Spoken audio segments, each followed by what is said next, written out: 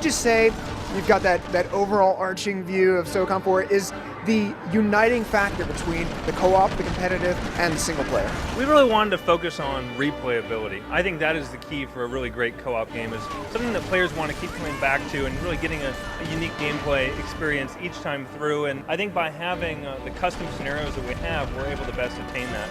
The way it works is players, when they host a game, will come in, they'll specify a map and a game type they want to play, the enemy count, and AI difficulty. You don't necessarily create one mission and then say, okay, I'm done and we're going to play this mission. You can chain up to 4 missions with all sorts of custom settings. You can raise or lower the enemy counts, for example, and change the difficulty on a per mission basis. They can then go and create several more and string them together to create their own custom co-op campaign.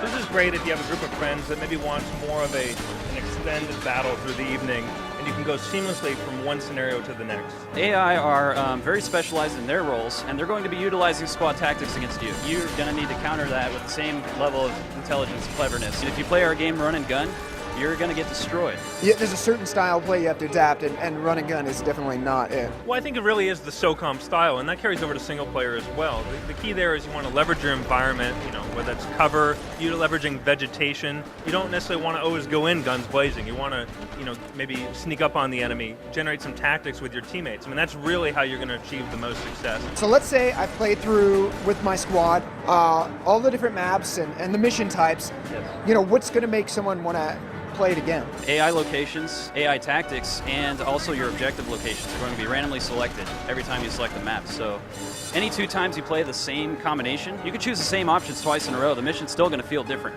because of these randomized elements. You can be competitive in SOCOM 4 with the dual shock, the sharpshooter, and the move. I mean, there isn't one that's clearly an advantage over the others. Really, I think it comes down to preference, in terms of both your play style and the kind of mechanics you want in the game, but also just the level of immersion. I mean, while they may be balanced from a competitive aspect, there's no doubt about it, playing with the sharpshooter is the most immersive way to play the game, and it's very satisfying, to really get a feel for the weapons and in the middle of combat, get a sense, am I using a shotgun, SMG, sniper rifle, and really treat the weapon as a real soldier would. And I think that's a very immersive quality to the title.